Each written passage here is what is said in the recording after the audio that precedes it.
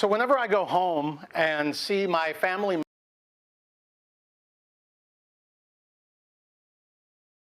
question that always comes up at these important meals is, are the robots going to take our jobs?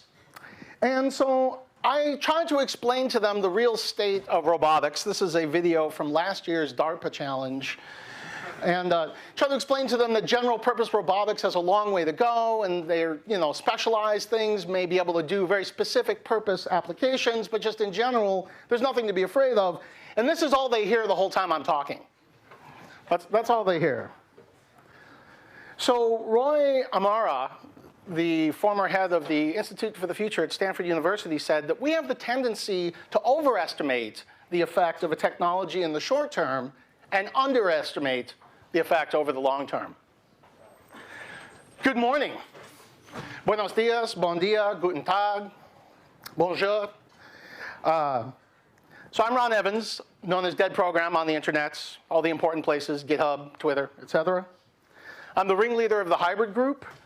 We're a software consultancy based in Los Angeles and in Spain. Some of our clients include Intel. Thank you very much for sponsoring my trip, by the way. Sphera, we did a lot of work on this little robot with 2 letters and a number used in this movie about wars in the stars. That's all I'm allowed to say. And we've done a lot of open source projects, including this little project called Gobot. So why you should use Golang for programming hardware? Well, there's 3 main reasons. There's lots more, but rule of 3s. So the first one is concurrency. It's really, really easy to write concurrent code in Golang. And when you're dealing with different hardware devices that can do whatever they're going to do whenever they end up doing it, concurrency is really, really important. Another is portability. When you're trying to develop software that needs to be deployed to different kinds of devices, maybe entirely different platforms, different flavors of operating system, the cross-compilation and the static linking of Go is really the best thing out there. And then performance. So Go is well known for being extremely performant. The new Go 1.8, which is just about to come out in about 2 weeks, who here actually uses Go? Sweet. The rest of you you should be doing it right now. So Go 1.8 adds to the garbage collector inside of Go. The slowest possible stop-the-world garbage collection is 100 microseconds. Not milliseconds, microseconds. So why do you program in C++ to do real-time applications anymore? Well, the answer is you shouldn't.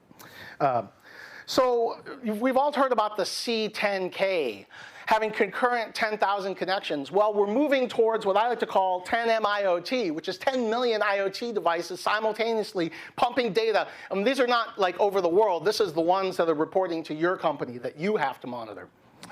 So Gobot is a framework. I've obviated us.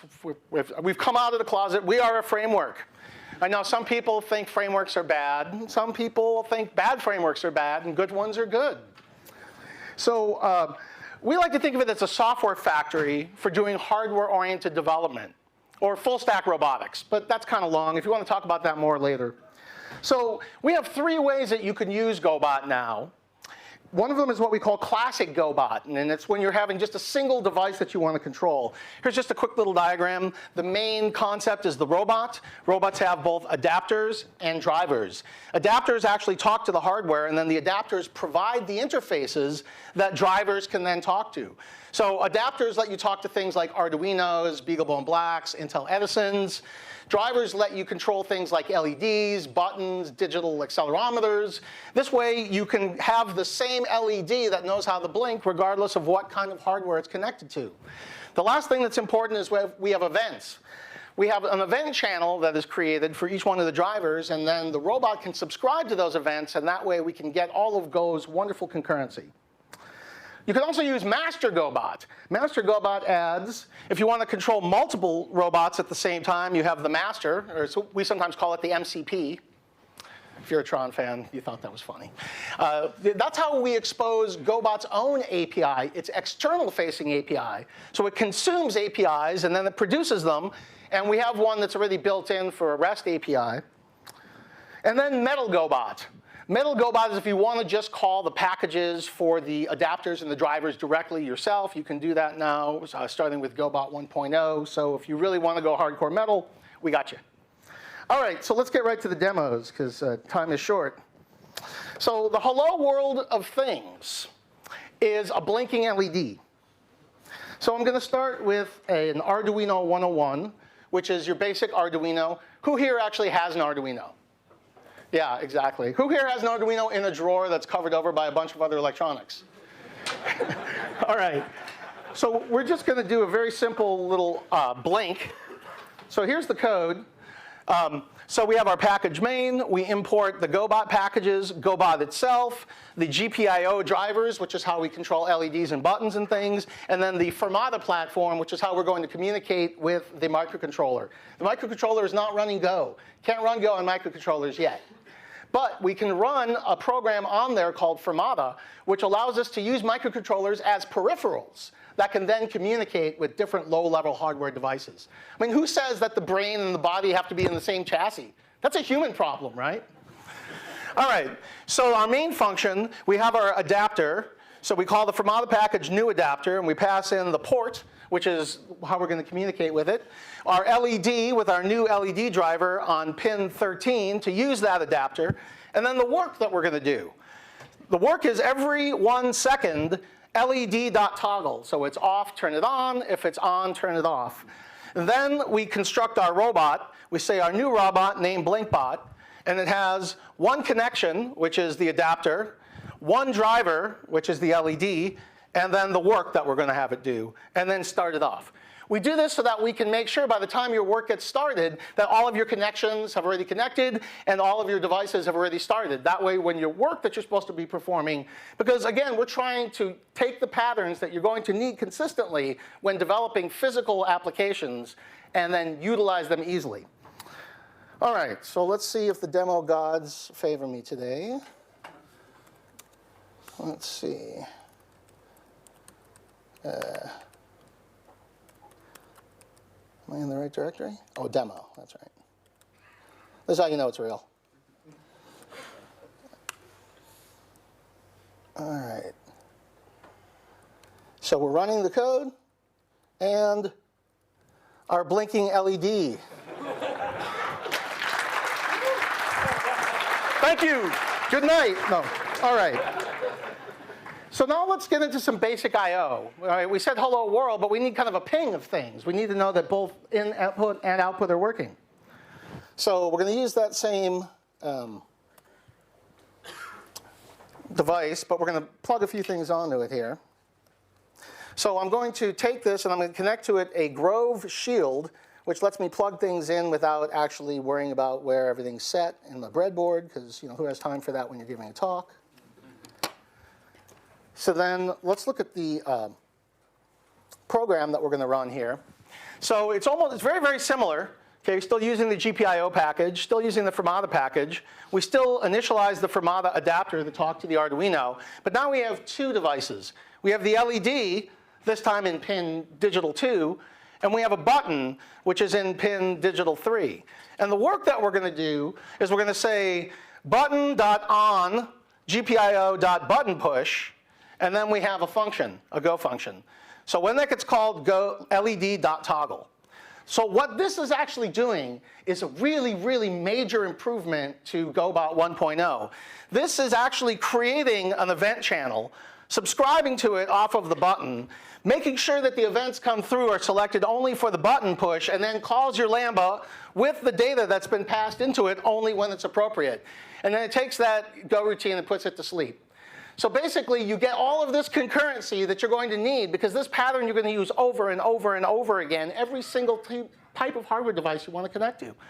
And then same initialization of the robot. The only difference is now we have two devices, the LED and the button. And then, so let's plug in. Let's see, it was the LED in 2. And then the button in 3. As I recall. All right. So let's see. What did I call it? Button? Hopefully, yes. All right. So if we go here, when we push the button, the LED lights up. And when we push it again, it turns off, because remember, we use toggle. Toggle, toggle. Yes, input and output. All right, what time does this end? 11:10? I just want to see if I have time for the, beautiful. All right, so let's show a complete app. So we actually do this for a living. We're really, really lucky human beings that we write software for hardware companies for a living. And so, but we often can't talk about it, and I can't talk about it today. However, I have, through the miracles of modern open source technology, simulated the key features of an application that we've been working on for an energy company. It's called Mini Luminato, which is Spanish for, little lit up. And it's a solar power monitoring system. So it has sensor stations, it has a base station, and it has a repair system for when the solar production energy systems are not working as expected. So here's a little diagram. So for the solar monitoring, we're going to use an Intel Edison. For the base station, we're going to use an Arduino 101. And then for the repair system, we're going to fly a repair drone from Parrot. All right. And then we're going to use MQTT, which is a machine-to-machine messaging protocol standard, originally created by IBM, but currently maintained by the Eclipse Foundation. And so we're going to be using MQTT to handle all of the machine-to-machine communication taking place between these 3 different running programs. All right, sensor station. So we got the Intel Edison, the sensors, and MQTT. All right, so let's see here. Make sure I'm not running this.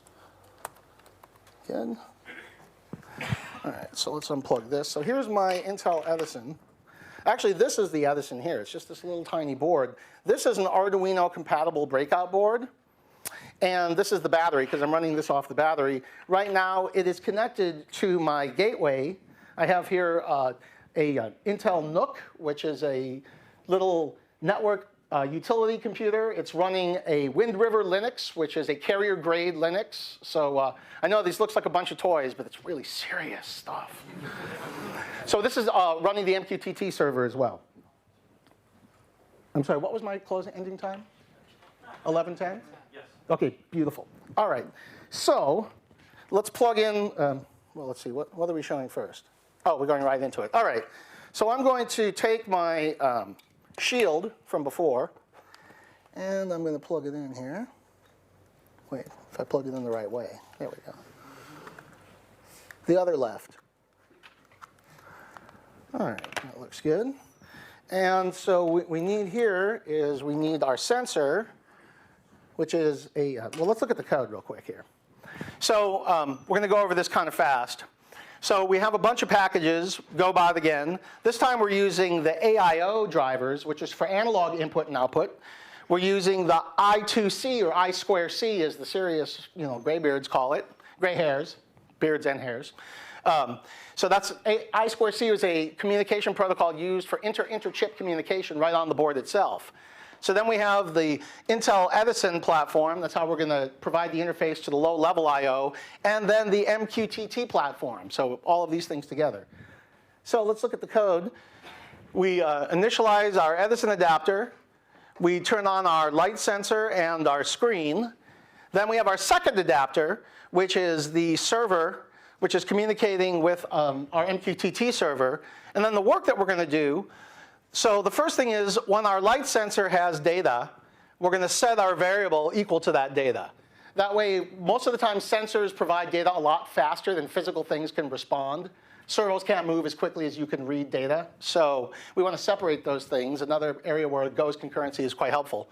So then every 500 milliseconds, we're going to send the data for that, the current light reading, to our MQTT server.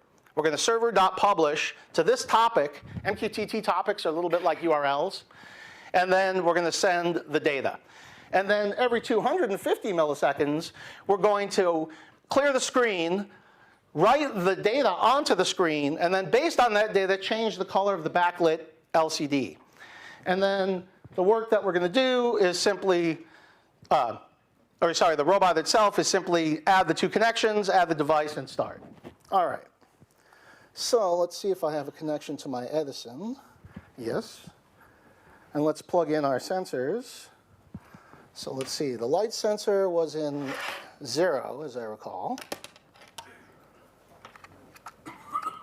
And the display is an I2C peripheral, so we plug it in here. All right, so far so good. All right, so here we have our light sensor, and then when I cover it over, you see, oh, sorry. Here I have my light sensor, and when I cover it over, you can see the screen is changing. All right, so this is wireless. It's not super well connected, so, but I'm going to pass it around so you guys can check it out. And please don't drop it. We need this for the rest of the demo, too. If you want to see it work, just cover over the photoresistor, excuse me. All right, so while you pass that around, pass it quick. Pass it, man. All right, the base station. All right, for the base station, we're going to use an Arduino 101. We're going to use LEDs, and we're going to use the MQTT server. All right, so it's the second part of our little system. So I'm going to use my Arduino 101 again. And this time, I'm going to plug it into the gateway, because it's going to be easier for me with all of these cables to do that. Oh, supposedly easier. And so I'm going to use a different shield. This is a shield that I made. It's in order to control the RGB LEDs of this strip. It's a 12-volt device. And since microcontrollers are usually 5 or 3.3 volts, we need some way to control it. So I built this little board that's got 3 TP120s. That you shouldn't use these, by the way, according to the internets. Yes, anyway, as I was saying, so let's plug this in. All right, so far so good. And then I'm going to plug in 2 more things. The first one is I'm going to plug in the actual strip, hopefully, if I don't bend a pin. All right, so far so good. And then the power. We need power.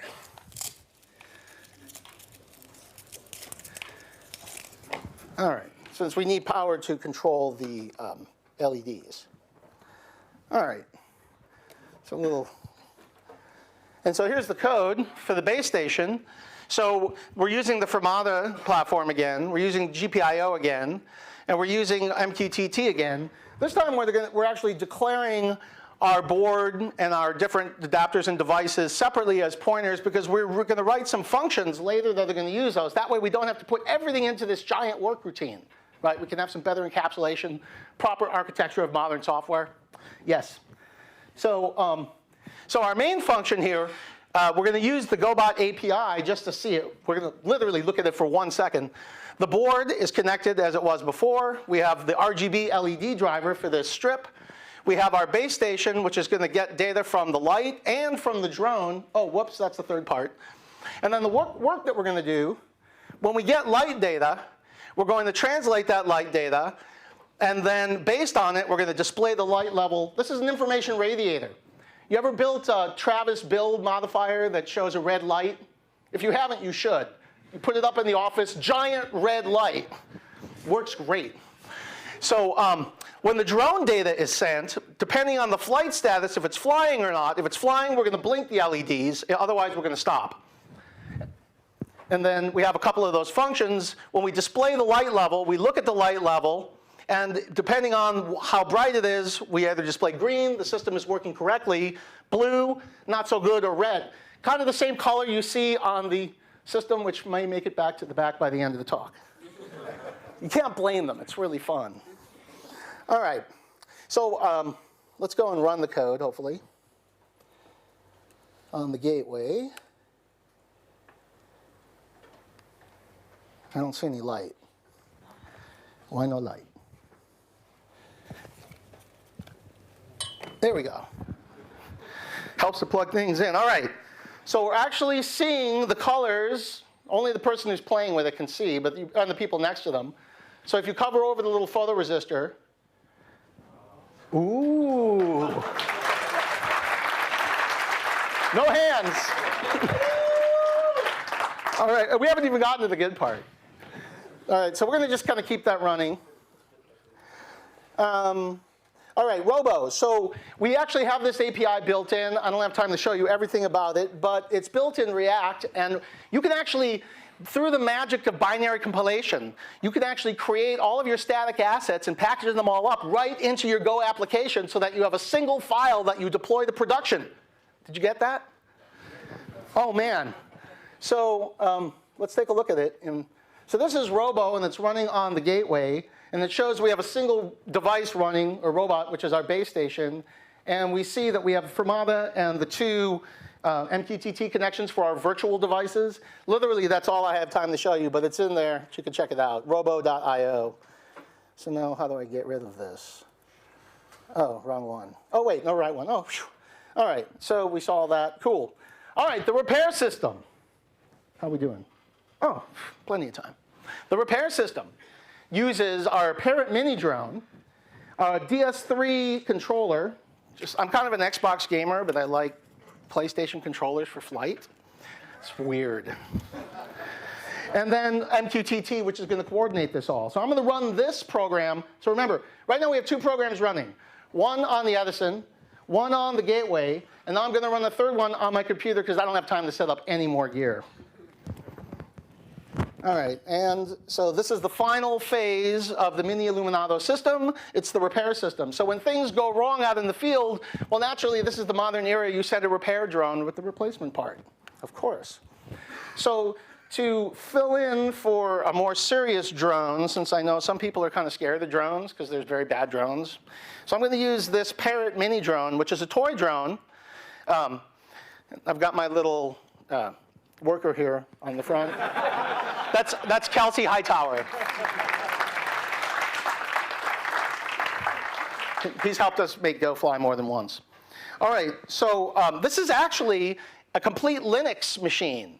Believe it or not, it's got an ARM processor and it's running a BusyBox distro, and we're going to call, it's got a Bluetooth Low Energy wireless interface, and that's how we're going to control it. We're not running Go on it yet. Give me a few more weeks. All right, so let's turn it on. So I'll put it here in the headquarters. Let's see, my cables. Hopefully, this will all work. This is I don't even use name brand. That's what open source brings us to. If Intel only made controllers. All right, and then let's take a look at the code real fast. So we're using the Gobot BLE adapter, Bluetooth Low Energy adapter, which is still in a relatively new state. The joystick platform, MQTT, and then the mini drone itself. So we've got takeoff and landing commands. So the main work we're going to do here is first we're going to load up the joystick. Whoops, scroll past it. We're going to load the joystick configuration. That way we know which kind. We support PlayStation 3, 4, and Xbox 360. Your pull request awaits the next one. That's just what I have. So then we initialize our drone based on the BLE adapter, okay, which we're passing in the name of the device, and our MQTT server. So we actually have 3 different simultaneous types of platforms we're communicating with in one program. So then the work we're going to do, let's see, the important parts. When I press triangle, we're going to take off, and then we're going to send a message that says we're taking off. Okay, so far so good. And then when I press X, we're land. So let's see, triangle, take off, X, land. That's all that matters. Then I got a bunch of commands to, handle the joysticks. And then, if you recall, physical things can't respond as quickly. You can move the joystick a lot faster than your drone can respond, which will mean it will crash. So we have this Go routine, which every 10 milliseconds is going to send commands to the drone. That way we don't, or I don't accidentally crash it into one of you fine people. And then same thing that we see before. We initialize our robot. This time we have 3 connections. We have 2 devices, and let's make it work, hopefully. Somewhere in here I have the, wait, yeah, that looks like it. All right, let's make sure my drone is still on. Yeah, it's still on. Button is pushed. I have to run this under sudo because being able to communicate with the BLE interface requires being in user space, or kernel space.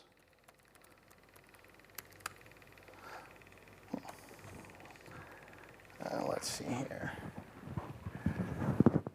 Still on. This is what I was mentioning. Okay, good. All right. So now, if all goes well, you notice how it's now flashing? Because remember we sent a message that when it's in flight, so I'm going to prove that that works by coming in for a landing. All right. So now we go off, and so where is the station that's bad? We need a little more altitude to get all the way back there, huh? So we go over to where the problem is, and then we simulate the repair by doing a flip. And then we got way too close. And you guys didn't, you guys in the back, you really got gypped. You got ripped off because you didn't even get to see the cool parts. Whoa. Lower, lower, lower. Does it do haircuts? All right, that's enough of this. Back to headquarters for a beer. So we come back to headquarters.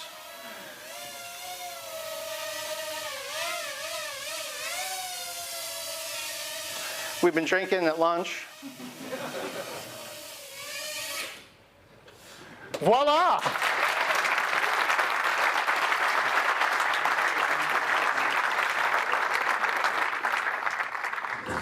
All right, so was that fun? Yeah. It's also a really exciting era. We invite you to join the robot evolution, just because revolutions have really bad downsides, but evolution is constant. This is all free open source, Apache 2.0, so you can use it to build your little empire or big empire or just do fun stuff on your own. We're not prejudiced. We're not going to judge you from the size of your project. Gobot.io is where we have all of our source available. We have a really good documentation site, all of the platforms and stuff and packages that you've seen. Some of these are part of the upcoming Gobot 1.2 release, which is going to be out in 2 weeks, concurrent with the release of Golang 1.8. You can follow us on Twitter at Gobot.io. And I thank you.